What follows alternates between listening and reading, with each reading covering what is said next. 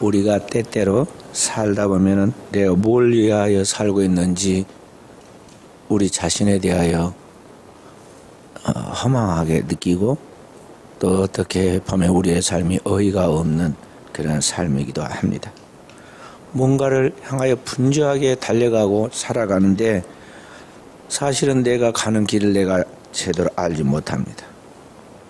그리고 내가 가는 그 길을 명확하게 알고 바른 판단력을 가지고 결정을 내려서 소신껏 달려가야 하는데 그렇게 살지 못하고 지나놓고 보며 평생 내 삶이 어리석은 결정만 내리고 시간과 정력만 낭비했다는 것을 느끼게 됩니다. 그래서 자신의 삶을 볼 때 성공했다 그래야 하는데 우리는 내 삶이 실패했다는 자괴감이 들게 되죠. 자, 이 정도 되면 사람은요 많이 깨지고 또 많이 실패하고 그래서 인생의 쓴맛을 봤기 때문에 다시는 그렇게 살지 않을 것 같은데 사실은 그렇게 잘못된 삶을 살았고 또 그렇게 사는 것을 깨달았음에도 불구하고 더 이상 그렇게 살지 않겠다고 스스로 자기 자신에 대하여 각오를 했음에도 불구하고 나중에 보면 또다시 똑같은 일을 반복합니다. 또다시 똑같은 일에 비슷한 그런 내용을 가지고 미혹된 말에 빠지고 미혹된 길을 걸어서 결국은 또다시 실패합니다. 그게 뭐냐 하면은 내가 지금 알았다는 것, 이제는 깨달았다는 것이 진짜가 아니라 그렇게 생각하고 내가 깨달았다고 그냥 느꼈을 뿐이지 진정한 깨달음이 아니었다는 것이죠. 그래서 우리는 맨날 반복해서 우리의 삶을 실수하고 어리석음을 저지르고 그렇게 해서 우리의 인생이 실패로 나가는 것이죠. 그래서 사기당한 사람은 맨날 사기꾼들한테 다니면서 사기만 당합니다. 어찌된 일인지 다른 사람 그런 경험을 안 하는 사람은 두 번, 세 번 그런 사기도 안 당하는데 똑같은 일을 조금 사람이 다르고 내용이 다를 뿐인데 하여간 똑같이 늘 또 걸려들어요. 술 먹고 실수한 사람은요 절대로는 이제 술을 안 먹고 아주 냄새도 안 맡고 곁에도 안 가고 술 먹으면 나는 사람이 아니고 개다 그렇게 하고 부인 앞에 각서도 쓰고 아주 굉장한 각오를 한 것 같은데 이게 석 달을 못 가서 보면은요 술집에 앉아 있거나 술을 사다가 놓고 먹고 있고 그렇게 됩니다. 그리고 한번 먹으면 그동안 못 먹은 것까지 다 끌어다가 저축해 놓은 거 끌어다가 아주 보름이 됐든 한 달이 됐든 또 석 달이 됐든 술만 먹습니다. 언제까지냐면은 위장에 병이 생기고 병원의 의사가 말하기를 위장에 구멍이 났다고 할 때까지 막 마셔. 그게 사람의 아킬레스건이에요. 사람마다 자기의 약한 부분이 있는데 단지 인간이 그냥 단지 마음이 약하거나 사람의 좀 의지가 약해서 그런 게 아니고 배후에 보이지 않는 공중의 권세 잡은 원수 마귀가 나보다 더 나를 잘 알고 나의 약점을 알고 계속 그걸 공격하는 거예요. 그러니까 운동한 선수들 봐보면요 예를 들어서 탁구를 하든 테니스를 하든요 반대쪽에서 오는 것을 백으로 딱 친다고 칩니다. 근데 그걸 한번 못 친 사람은요 그게 계속해서 못 쳐요. 그런 줄 알고 저쪽 상대편은 꼭 그쪽만 공격을 합니다. 계속. 왜냐하면 그래야 점수가 올라가거든. 귀신이 귀신같이 알고 그 사람의 약점을 딱 잡고는 계속 공격을 해요. 그리고 우리는 맨날 똑같은 일에 넘어지니까 사람들이 우리를 어떻게 보겠어요? 다른 사람들 볼 때 바보, 또 저런 바보가 없다 생각을 하죠. 인간은 생각하는 존재인데 한 번 당하면 두 번째는 안 당하려고 노력을 하는 것인데 동물도 아니고 똑같은 일을 반복하니까 얼마나 바보스럽게 다른 사람이 보겠어요. 근데 그 사람만큼은 그게 넘을 수 없는 산처럼 큰 장애 또는 장벽이 생겨가지고 안 되는 거예요. 그래서 오늘 우리는 뭔가 내가 지금 진정한 깨달음을 가진 것 같고 아는 것 같은데요. 다 그게 진정한 아는 것이 아니고 깨달음이 아니에요. 나이 드신 어른들은요, 젊은 사람들이 있으면 젊은 사람들 제일 힘든 게 뭐냐 하면은요, 어른들의 잔소리예요. 어른들의 이야기는 절대 나쁜 것이 없어요. 다 옳은 말씀하시는데 하여간 듣기가 싫어요. 왜 그럴까요? 자기가 인생에 성공을 해가지고 뭐 성공된 비결을 아주 1분이나 2분 사이에 짧게 이야기를 해주면 좋겠는데 맨날 들어보면요, 왕년에 자신이 잘했다가 나중에 실패했다는 이야기예요. 그래서 깨닫고 나니까 이렇게 살아서 안 되겠더라. 그래서 너희들에게만큼은 그러지 않도록 내가 길을 가르쳐 주마. 그런데 말이죠, 실패한 사람의 말을 듣고 싶지를 않아. 왜냐하면 그 사람은 끝까지 지금까지도 실패하고 저렇게 있으면서 자기가 뭘 대단한 걸 깨달은 것 같이 이야기를 하지만은요, 그 사람은 다음에 앞으로 더 살면서 나가도 그런 문제에 오면 또 실패할 거예요. 왜 그러냐면은 진정한 그분은 깨달음이 없었던 거예요. 깨달음이 없어요. 가만히 들으면요, 진정한 깨달음이 없었어요. 혼자는 대단히 깨달은 것 같이 이야기하고, 이제는 이 부분에 대해서는 확실한 경지에 선 것까지 스스로는 느낄란지 모르지만은요, 그 객관적으로 딱 보면요, 진정한 깨달음이 아니다 말이에요. 그러니까 듣는 사람들이 고역이다 이 말이죠.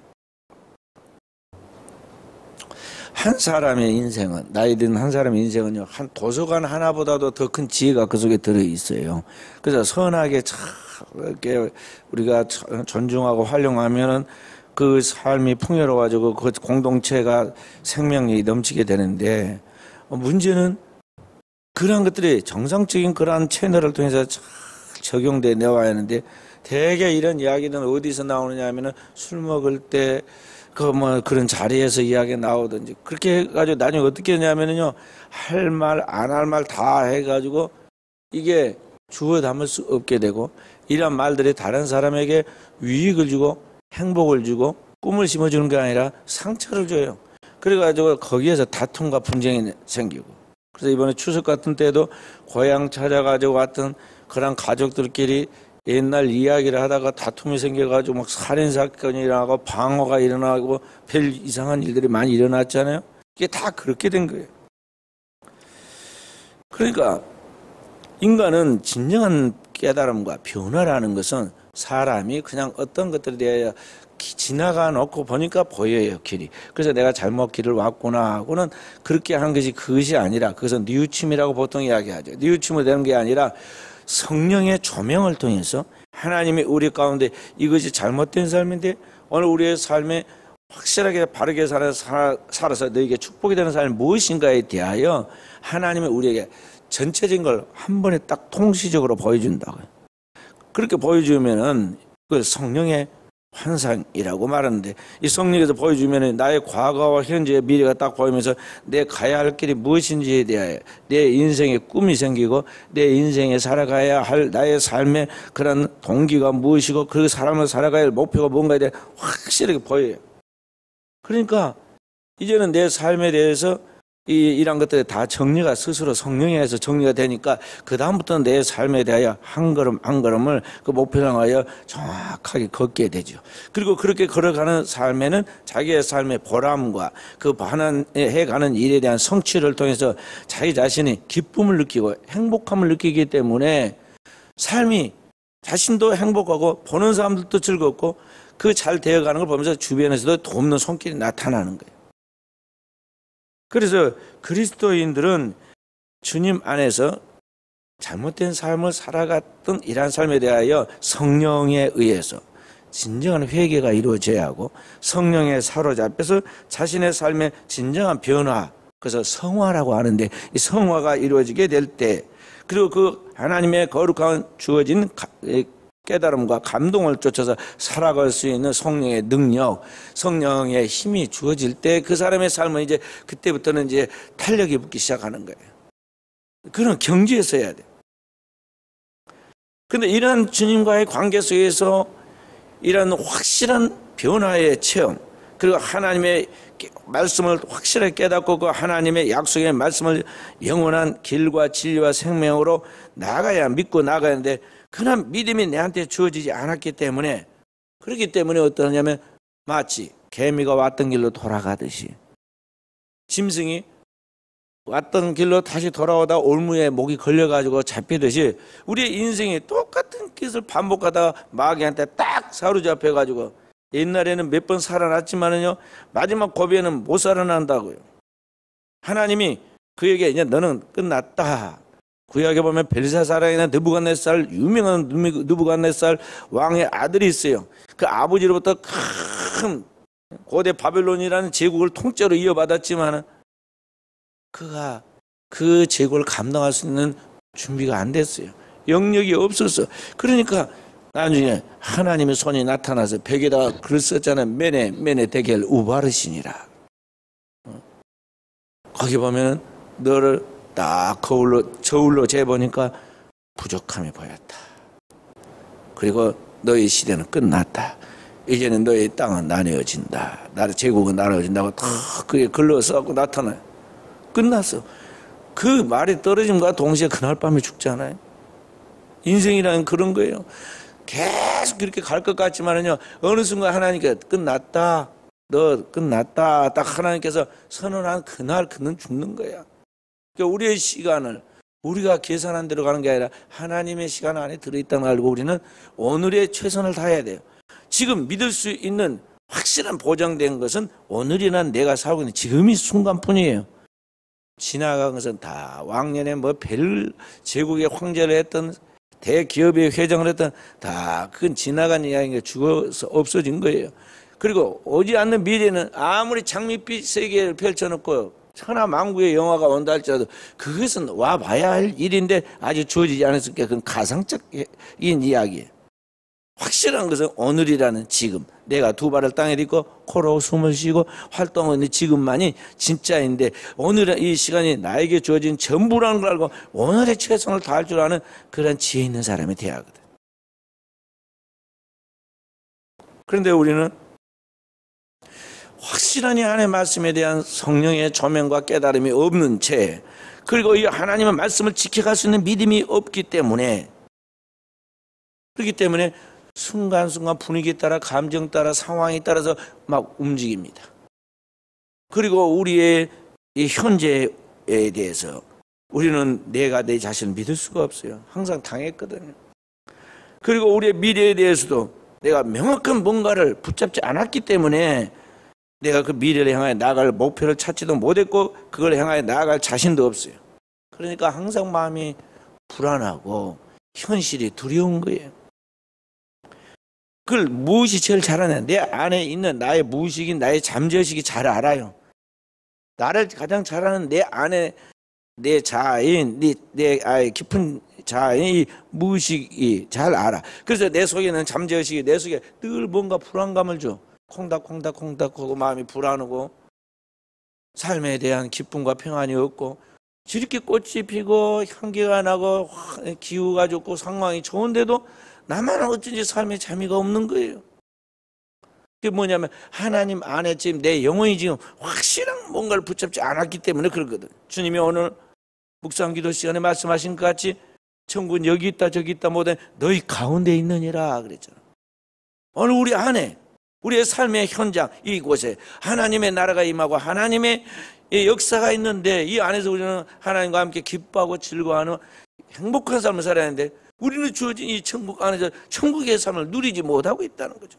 왜 그러냐? 내 상태가 하나님과의 관계 속에서 분명한 말씀에 대한 믿음이 없고 그 하나님 말씀에서 살아갈 수 있는 믿음을 지킬 수 있는 능력이 없고 그리고 그런 것들에 대한 하나님의 약속의 보장과 그 약속의 성취에 대한 하나님의 말씀에 기대가 없기 때문에 이렇게 좋은 세상에 오늘을 살면서도 행복하지 않다는 것이죠. 그래서 오늘 우리는 하나님 앞에서 진정한 성령에 의한 회개가 깨달아 있어야 돼요. 나타나야 한다는 것이죠.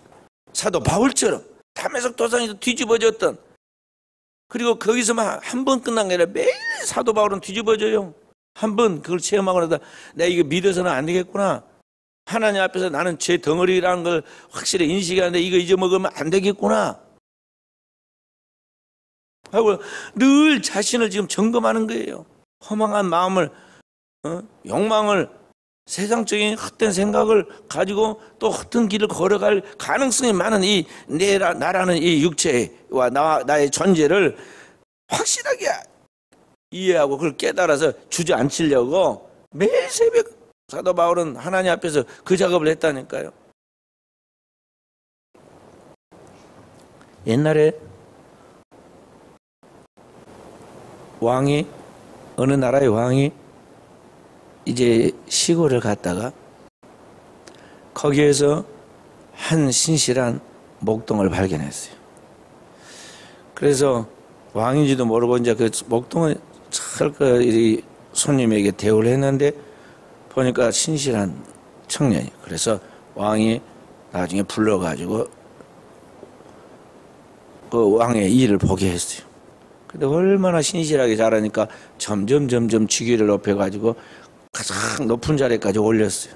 그러니 이 왕이 지금까지 왕궁에 출입하면서 명문가의 집안에서 그렇게 스텝을 밟아서 올라가는 사람들도 저기 도달하기 힘든 자리를 어디서 무명의 뜨내기를 하나 데리고 오더니 이 사람을 갖다가 완전히 자기들 머리 위에다 올려놓고 신임하고 그에게 모든 걸 맡기니까 시기 질투가 막 하늘을 찌를 때 되었어요. 그래서 그에게 뭔가 약점이 있으면 내가 저걸 가만두지 않고 주저앉혀야겠다. 그렇게 이제 주변에 있는 사람들이 그를 경계합니다. 그런데 아무리 흠을 잡으려도 잡을 것이 없어요. 뇌물도 안 받고 또 막 술 취해가지고 허튼 짓도 안 하고 그래 잡을 수가 없는데 계속 관찰하다 보니까 이상한 거 하나를 발견했어요. 그게 뭐냐면 밤마다 일과가 딱 끝나면 어딘가를 가가지고 들어갔다가 한참 만에 나오는데 거기는 아무도 들어가지 못하고 혼자만 들어가는 방이 있고 비밀 키가 있어가지고 그거 혼자서 열고 들어갔다가 나오는 저기에 뭔가가 있구나. 저 속에 지금 뭔가 아주 귀중한 걸 숨겨두고 자기만을 지금 이제 그렇게 소유하면서 그렇게 하는구나. 계속 살펴보니까 그럽니다. 그래서 됐다. 이제 저걸 약점을 삼아야겠다 하고 이제 모함을 했습니다. 이러쿵저러쿵 해서 일하다. 왕에게 모함을 하니까 왕이 막 불같이 화를 내면서 그렇게 못된 놈이 있네. 당장 잡아왔습니다. 그리고 이실직고해라고 그랬습니다. 거기에 뭘 숨겨놓고 뭘 계속 거기다 가져다가 모아놓고 있느냐. 이야기를 해서 키를 빼앗아 가지고 그 고소한 간신들 가서 조사를 하게 했습니다. 그래서 가서 키를 열고 보니까 뭐가 들었을까요?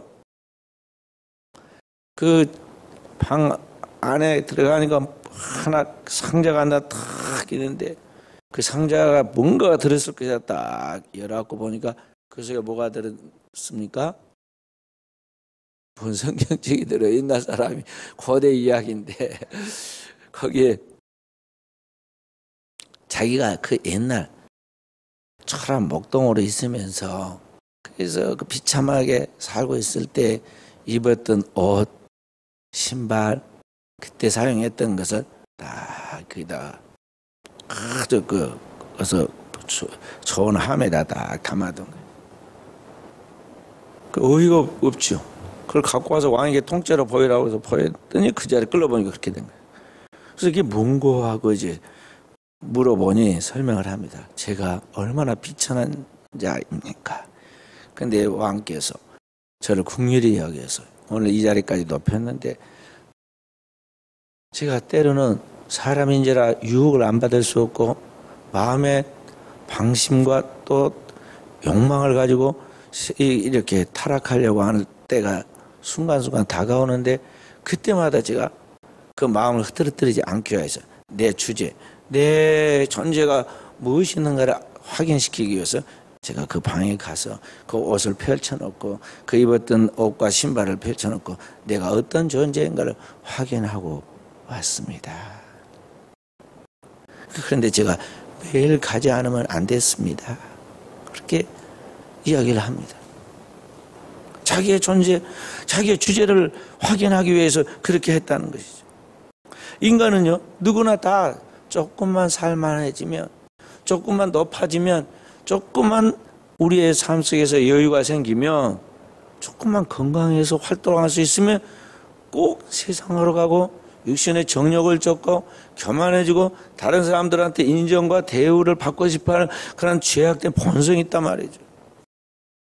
그러니까 그런 것들이 누구에게나 인간은 다 있으므로 사도 바울도 아무리 대사도고 은혜를 많이 받고 3층까지 올라간 사람이지만은 그러나 순간 타락할 가능성이 많기 때문에 자신을 날마다 쳤고 십자가에 매달고 자기를 쳐서 복종시켜서 완전히 그리스도만 자기에게서 흘러나오도록 그리스도만이 보여지도록 그렇게 될 때까지 거기 머물렀다는 것이죠.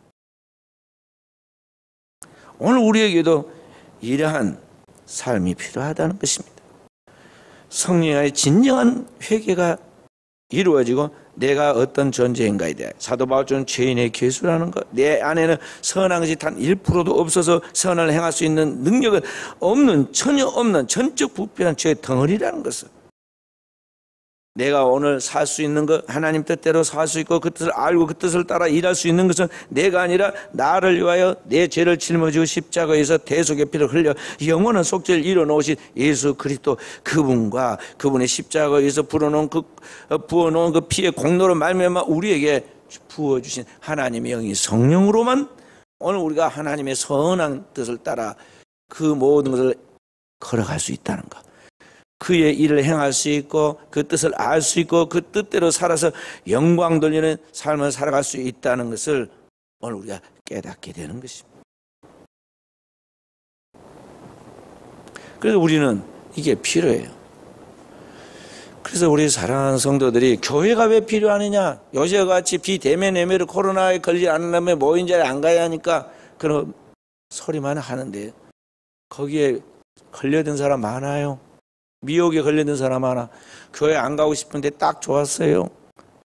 교회에 가끔 빠지고 싶은데 아주 구실이 잘 좋아졌어요. 가서 식당에 가서 밥을 먹어보니까 말이죠, 식당에는 따닥따닥따닥 다 4인 테이블에 다 4인이 앉아있고 여기 테이블 있고 여기에 앉았어요. 다 마스크 벗고 밥 먹지나 마스크 쓰고 밥 먹는 사람도 못 봤어.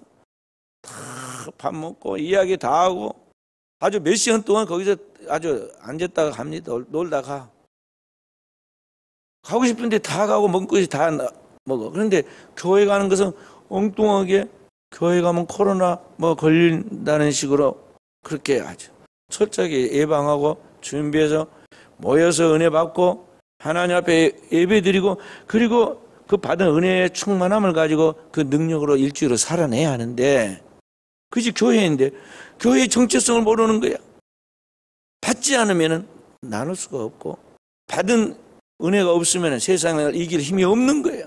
그래서 교회는 모이는 교회와 함께 흩어지는 교회의 중요성이 있는데 이 교회에 모이는 것이 오늘날 한국 교회가 지금 완전 이상이 됐어요. 신학을 제대로 공부하지 않는 또 목회자나 신학자들이 있어가지고 이들이 비대면 예배 하나님은 살아계셔서 안 계신 것 없이 계시니까 그것도 가능하다, 그것도 진정한 오늘의 시대 상황에 맞는 예배라고 말하니까 신학적 뒷받침이 되어가지고 더욱 그런 시기에 그게 유행하는 시기 됐단 말이죠. 그래, 그게 아니에요.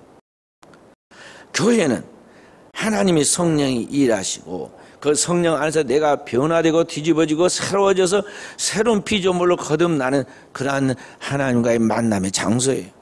그래서 하나님이 구별시켜서 그리스도의 피를 발라서 이곳에서 새 사람을 만들어서 새로운 제품처럼 하나님 앞에 만들어져 가는 과정이 여기 교회인데, 교회가 없이 오늘 우리가 진정한 하나님의 사람이 태어날 수 있다? 말장난이에요. 자, 보세요. 집에서 거기서 TV 보고 막 키득키득 웃고 간식 먹고 놀면서 그러고 있다 갑자기 예배가 막 정상적으로 드려진다고 무릎을 다 꿇고 양복 입고 그 다음에 주야 그러고 막 기도가 됩니까? 되냐고요. 응? 벌써 마음 자세에서부터 달라지고 달라. 제가 여기 목양실이 제가 여기인데 저 목양실에서 이 강당은 자세가 또 달라요. 목양실은 교회 아니에요? 교회 안에 목양실에 있고 거기서 늘 24시간 있으니까 제가 거기가 더 영성이 있을 것 같잖아요. 그런데 기도할 때 내가 강단에 와서 혼자 기도를 한다고. 좀 더 마음의 중심을 하나님께 가까이 두고 하나님의 지성소인 법궤가 머무르는 곳인 이곳에 나와서 내가 기도를 하는 거예요. 달라. 지하에서 우리 성도 제일 많이 머물러서 기도하죠. 거기서 기도하죠, 새벽에는. 그러지만은 또다시 제가 구별돼서 다시 또 여기 올라와서 기도를 해요. 그만큼 기도했으면 됐지. 주일 예배 전에 1시 다 보면은 목회자들이 딱 있다가 1분 전에 강단에 올라옵니다. 그렇게 다 차 마시고 있다가 올라가. 제가 1시간 전에 올라갈 이유가 없어. 그래도 조금 더 가까이, 주님께 가까이 마음의 중심을 쏟으려고 1시간 전에 올라가는 거예요. 하나님은 중심을 보셔요. 하나님을 누가 가까이 하고 누가 주님을 더 사랑하는가, 주님 그 중심을 보신다 이 말이에요. 그래서 오늘 우리는 하나님의 이 교회에서 내 삶의 모든 부분이, 신앙과 나의 존재의 모든 것들이 바로 잡히도록 주님의 몸된 교회를 통해서 자기의 인생을 재건하고 인생의 승부를 하나님의 교회를 통해서 걸어야 한다는 것이죠.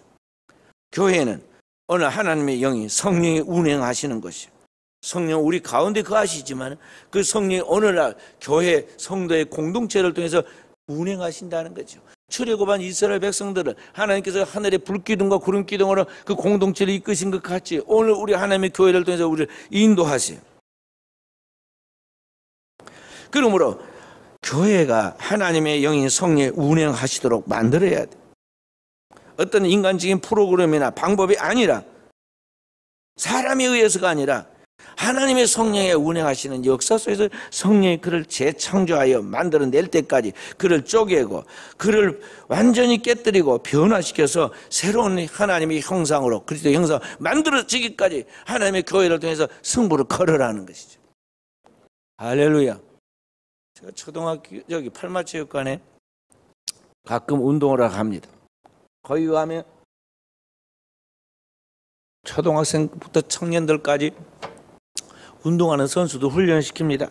코치가 와서 뭐 뛰어, 뭐 좀 더 빨리, 막 그리고 고함을 질러서 합니다. 꼭 거기에서만 운동하는 거 아니잖아요. 방에서도 뭐 얼마든지 팔굽혀펴기 하고 운동할 수 있고, 달리기는 뭐 저기 동천에 바람 쐬면서 구경하면서 달릴 수도 있는데 왜 거기서 합니까? 그 운동장에서 그 트랙에서 운동할 수 있는 조건과 환경이 잘 맞춰져 있기 때문에 거기 시간을 정하고 그 자리에서 훈련을 하는 거거든요. 훈련을. 교회도 하나님이 우리와 만나는 장소를 허락해, 내가 너에게 구별된 지명한 장소, 거기에서 예배하라고 그런단 말이죠. 그러니까 아까 서두에 말씀드린 것 같이 한 번 넘어지면 자꾸 넘어져. 어릴 때 싸우다 코피 터진, 한 대 맞아가 코피 터진 애는 맨날 그 애만 보면 코피 터져. 그래가지고 맨날 지는 거야. 다 커서도. 우리는 마귀한테 지는 습관을 익혀서는 안 되고요. 항상 마귀와의 영적 싸움에서 이기는 습관을 길러야 돼요. 그리고 영성 있는 자로서 주님의 이름의 생명체에 기록되고 이 믿지 않는 영의 세계, 사단의 세계에 그 이름이 남아야 돼요. 그 이름만 들으면 떨을 수 있도록 해야 한다는 것이죠. 사도 바울이 가면 귀신들이 두려워 떨고, 그러니까 또 베드로가 지나갈 때도 그렇게 하니까 어떻게 해요? 내가 사도 바울도 알고 예수도 알거니와 너는 누구냐 그러잖아요. 스교와의 제사장 7 아들이 있었는데 그들이 예수 이름을 빙자해서 뭔가를 막 해보려고 하니까 귀신이 그렇게 말했단 말이죠. 바울도 알고 예수도 알거니와 너는 누구냐 그랬단 말이죠. 그러니까 이 영계의 세계에서 그 이름을 들으면 두려워서 떨 수 있을 만큼의 영성의 소유자가 돼야 한다는 것입니다. 뉴 헤브라이즈 섬이라는 섬에서 선교하는 패턴 목사님 부부가 있었어요. 어느 날 자기를 죽이려고 하는 원주민들에 의해서 집에 갇힌 채 나오지도 못하고 불에 타서 죽을 운명에 처해 있었습니다. 이제 뺑 둘러싸여 있는 이 원주민들에 의해서 이제 불에 타서 자기 집에서 죽게 생겼는데, 그때 그 부부가 할 수 있는 건 기도밖에 할 게 없었어. 그래서 이제 막 기도했습니다. 그 밤새 하나님께 기도했어요. 하면 이제 불이 타가지고 그냥 막 매연으로 인해서 숨이 막혀서 죽을 것 같은데, 아니 불이 안 붙는 거예요. 근데 그것이 아침까지 불이 안 붙었어요. 그래서 이상하다고 아침에 아무 소리가 없어 밖을 둘러보니까 그렇게 에워싸였던 원주민들이 한 사람도 없이 다 흩어져 버리고 없었어요.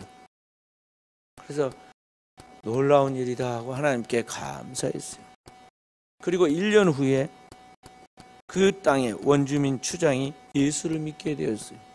예수를 믿고 교회를 나오니까 목사님이 제일 궁금해가지고 그 이야기를 물어봤습니다. 그때 우리를 죽이려고 우리 추장께서 그날 밤에 우리 집을 뺑 둘러 불태우겠다고 그랬지 않았습니까? 그런데 왜 그날 밤에 우리를 죽이지 않았습니까? 하고 물었습니다. 그러자 그 추장이 도리어 물었습니다. 그러면 그날 밤에 당신과 함께 있던 그 많은 사람들은 누구였어? 하고 물었어요. 그래서 그 목사님 무슨 말입니까?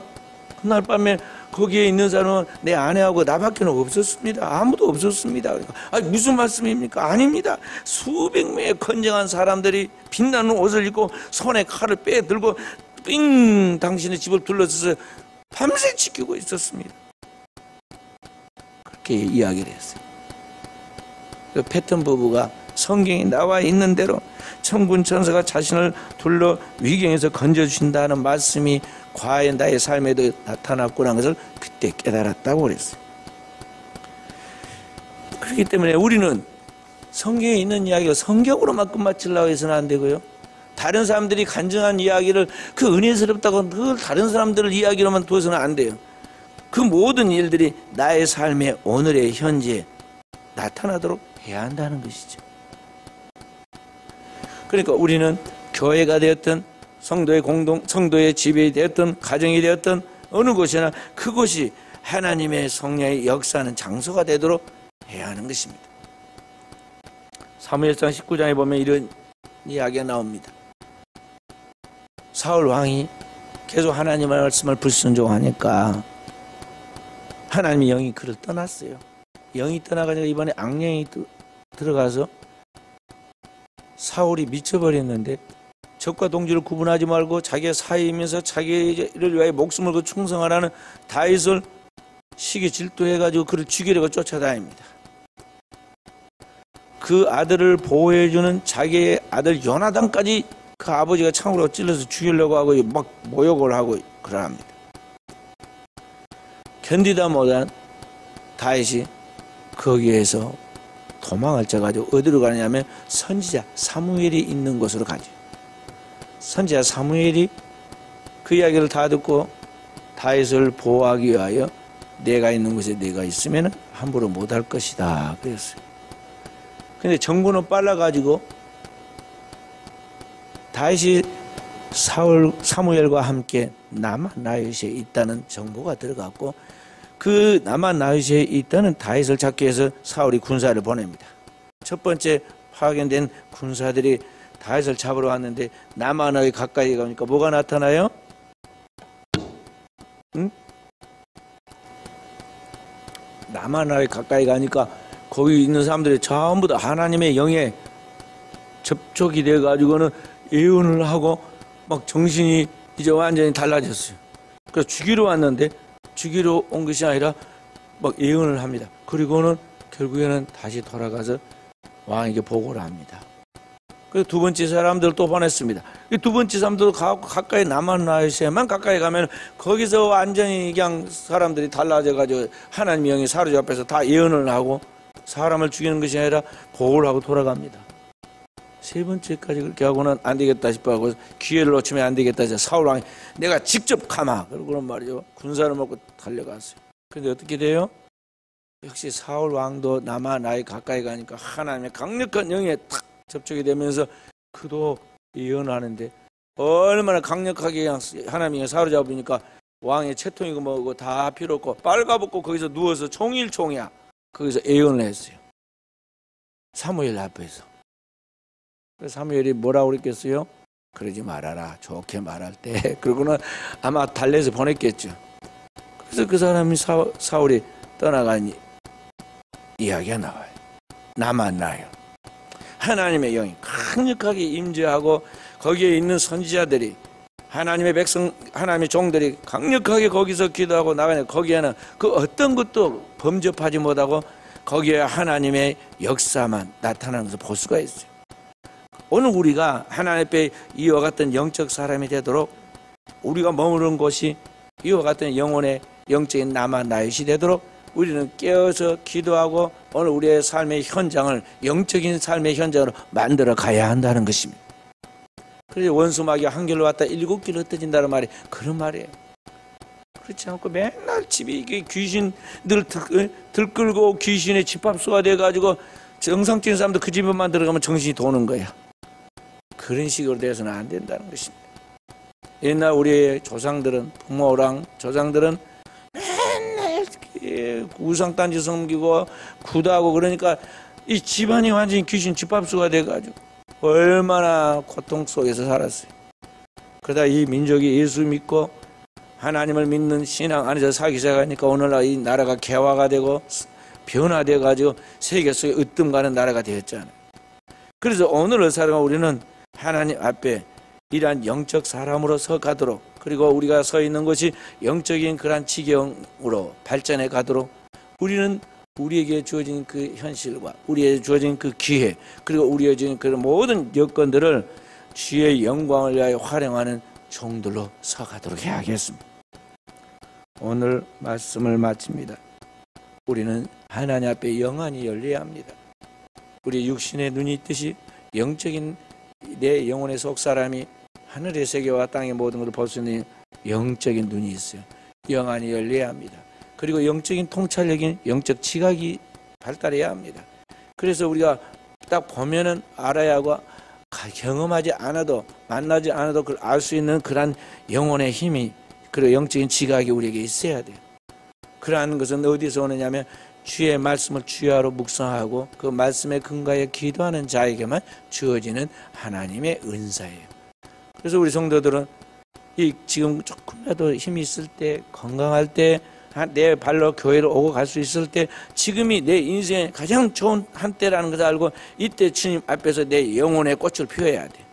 내 영혼의 열매를 맺을 때까지, 내 영혼의 열매를 통해서 많은 영혼들을 주께로 돌아오게 하는 하나님의 거룩한 축복과 상급이 나타날 때까지 우리는 하나님의 거룩한 교회를 통해서 자신의 인생을 개간하라는 것이죠. 오늘 또 이러한 깨어있는 영성의 사람들로 승리해 감으로 우리 사는 종들의 영혼이, 그리고 가정이, 삶의 현장이 축복된 역사의 길을 주의 이름으로 축원드립니다.